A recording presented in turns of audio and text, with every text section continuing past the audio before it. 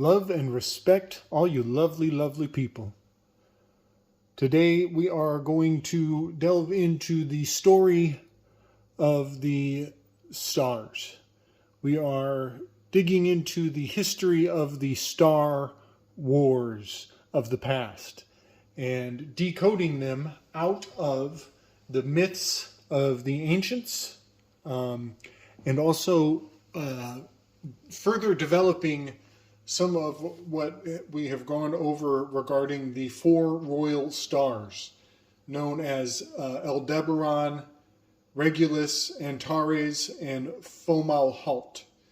And all of this, again, I want to give all honor and respect to Dylan Sicosio and Chance Garton regarding their endeavors into this just absolutely important, infinitely significant line of understanding of these characters in the four corners. You know, the angel, the eagle, the lion, and the bull. Over here in the world card, it is a man, an eagle, the lion, and the bull. Which, if you haven't seen my previous videos, maybe I'll link them below. But we have determined that the words, the English letters here, which are T-A-R-O, which is tarot, also are instructing us to rotas, to turn. And we have turned this upside down. And when you do that, and then you add a twist to these four corners, then they come into their correct position, being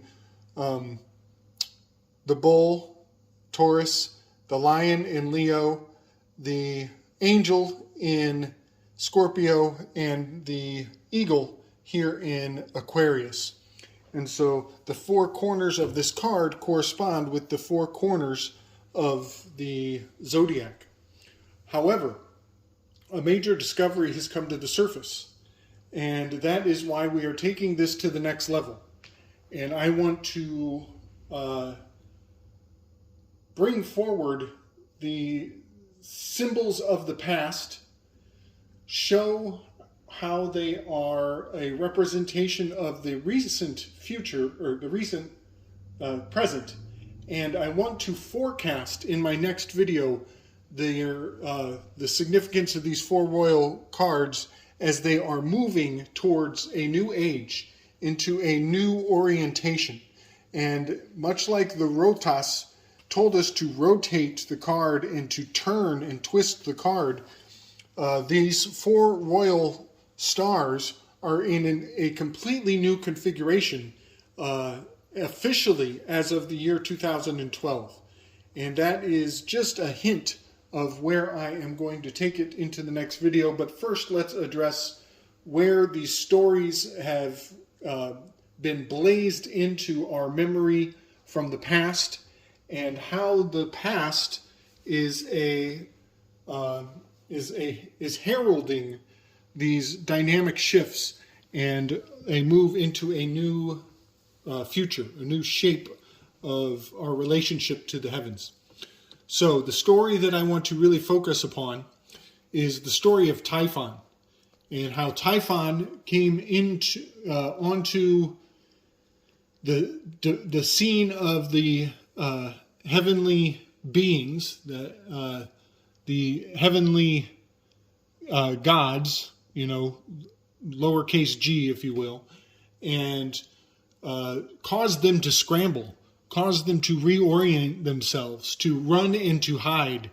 And Typhon was seeking Zeus in a challenge for dominion.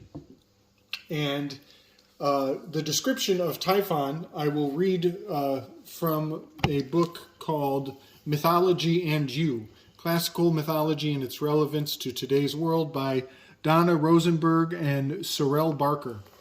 I'm just going to read a quick paragraph out of there, but I want to point out the significance of what we're about to hear.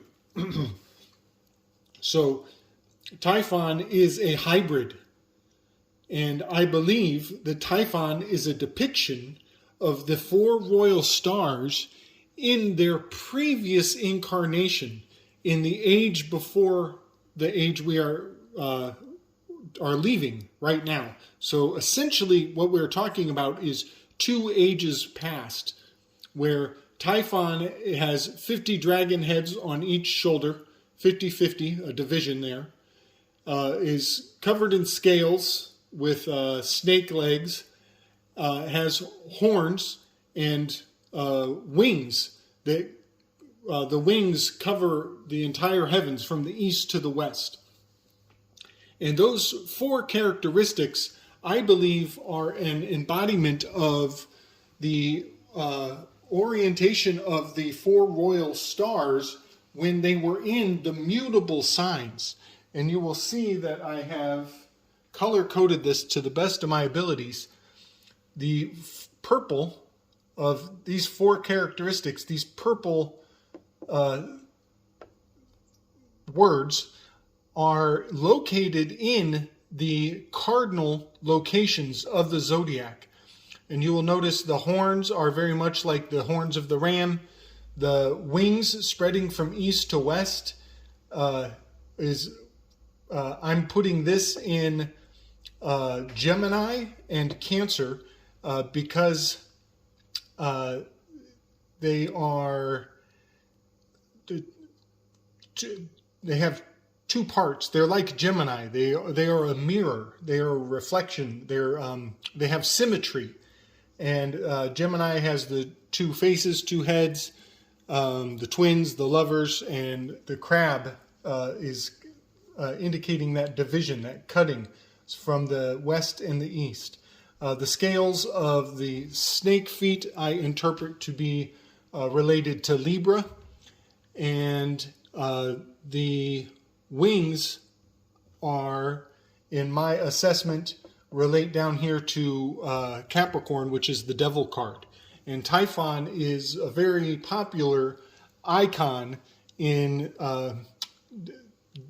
demonic orders, satanic orders. You may know of the Order of Typhon, where they worship the devil, they worship Typhon, all having to do with that devil card being located in Capricorn.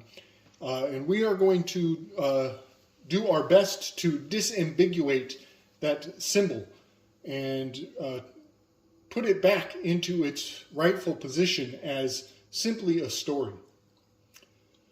So the gods that Typhon is seeking to do battle with, they also are placed into symbols. When they hide, they become these 8 animals, and they are obscured, and they morph into these animal counterparts, and all of their animal counterparts have zodiacal locations across the sky. So I know I have said in the past that there were 9 of them that hid, but I want to point out that Pan is technically is duplicitous, has 2 parts, is both a fish and a goat, which would bring the total number, the total count of symbols there to the 9, which relates back to my last video about the 9 months of the Fasti calendar. So I'm just going to read a quick overview of the battle and description of Typhon, and I want to really put forth the fact that these characteristics of Typhon are stationed in the cardinal signs, that being having these locations that are just crossing the equinox line and the solstice line, and marking the beginning of a new age. So another point I want to make, I'll just say it now so I don't have to stop in the reading. Typhon is yelling or bellowing or roaring or barking like a bull, like a lion, like a dog.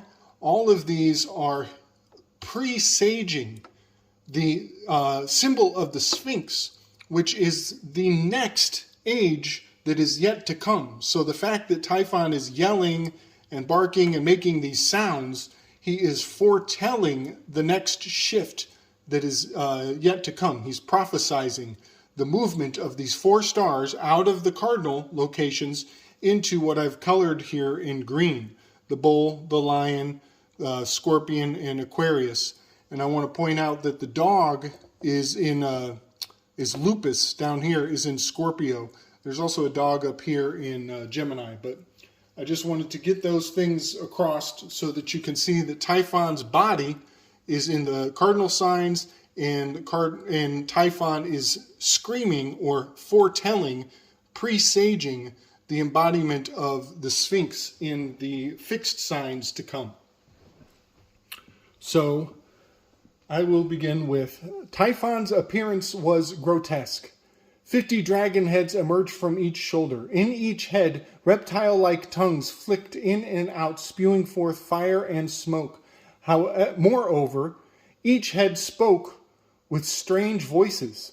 Sometimes immortals could understand Typhon's words. However, at other times, Typhon bellowed like a bull, roared like a lion, and barked like a dog. His body was winged, yet he had godlike legs around which hissing snakes coiled. He stood taller than the mountains, and his heads often touched the stars. One of his heads reached far to the east. One of his hands reached far to the east, and the other far to the west. At his mother's direction, and here I have Gaia, who is his mother, and the direction that Gaia is rotating is clockwise here. At his mother's direction, Typhon challenged the right of Zeus to rule the Olympian gods and the universe. With terrible roars and hisses and spewing streams of fire from his 100 mouths, Typhon set forth to conquer his enemies. As he approached Mount Olympus, he hurled fiery rocks at the fortress. Far-seeing Zeus thundered an urgent warning to the other Olympians, which shook the heavens above and the world below, as well as the earth's surface and the ocean. The monster belched flaming storm winds, which Zeus met with searing lightning bolts. The incredible heat charred the earth, scorched the sky, boiled the seas, and Hades, the grim lord of the underworld, and the imprisoned Titans trembled with fear. And so what I want to state here is that this symbol of this battle in the heavens, and the fact that they are trembling with fear, it indicates that our orientation on earth was in question.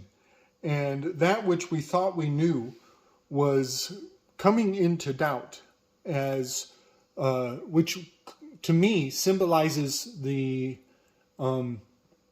extreme parallax that the stars and our orientation to the constellations was being shaken to its foundation. Much like Ovid was, disambiguating the characters of the heavens into new mythology. And so the dominion of time and the principalities of human consciousness were being redefined, reconfigured. And I will very quickly rip through the different gods hiding in Egypt and taking on these animal forms. The Olympians were so frightened at the sight of Typhon that they abandoned Mount Olympus. Now this is the mount. This whole thing is the mount. The sigma sign of Zion is the mount, the hill. And they abandoned Mount Olympus and fled to the parched land of Egypt, where they sought refuge from the invading monster. There, the shepherd god Pan cunningly counseled the Olympians to transform themselves into animal forms in order to deceive their pursuer. Accepting Pan's advice, Loud thundering Zeus became a ram. Far-shooting Apollo became a crow. Hermes, the wayfounder, became a stork. And ivy-wreathed Dionysus became a goat. Arrow-raining Artemis became a cat. Golden-throned Hera became a snow-white cow. And silver-footed Aphrodite became a fish. Pan threw himself into a river, transforming the lower part of his body into a fish and the rest of himself into a goat. When Typhon reached Egypt, he could not find the Olympians. Seeing only various kinds of animals, Typhon turned northward toward the Mediterranean Sea. As soon as Typhon had turned his back upon the animals, Olympian Zeus resumed his shape, gathered his thunderbolts, and keeping a safe distance from the monstrous enemy, struck Typhon from behind, stunning him. Then the loud thunderer was able to approach Typhon and wound him with a stone sickle. And I'll stop there. What I want to assert from this point is that this battle of the Olympians versus Typhon, I believe that it took place in the Americas. I believe that it took place even more specifically in the Colorado, in the Rocky Mountains, and there was a powerful lightning surge, a conflagration of potentially heavenly bodies, causing a spark gap, an electric bolt that could be seen from far and wide.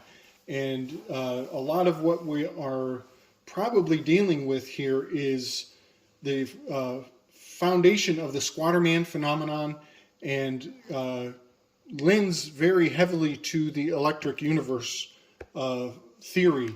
And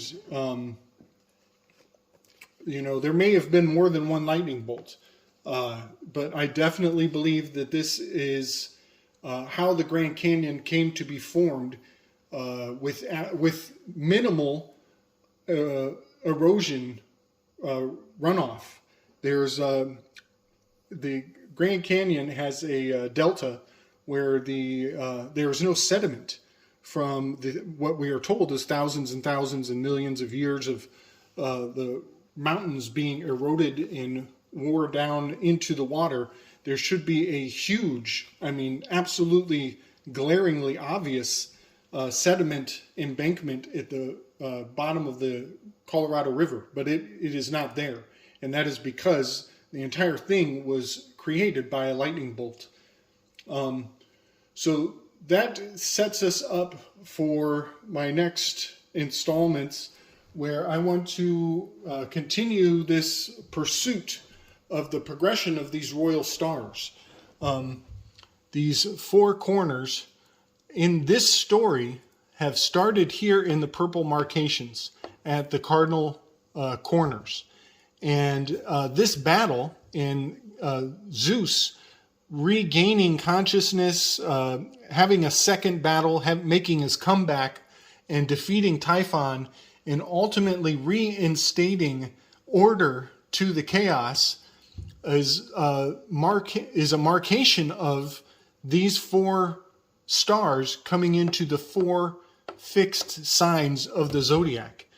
And so in my next presentation, we'll be discussing how the Sphinx is fulfilling the prophecy of what Typhon was billowing, roaring, and barking, the bull, lion, and the dog, and how those four corners of the Wheel of Fortune and the World card have been the dominating paradigm for quite a few hundred years now. Going back to the 1700s, there has been a one at a time. These four corners have actually shifted out of their orientation. And as of 2012, Leo was the last of this seal, this four-cornered seal, to shift into Virgo. And we have a new paradigm that is being born. And it is probably time to put away these old cards and get something more accurate and a more concise vision of the paradigm under which we've been operating since 2012. So that's where we're going, and I hope you're enjoying the ride. Much strength, much love, everybody. Peace.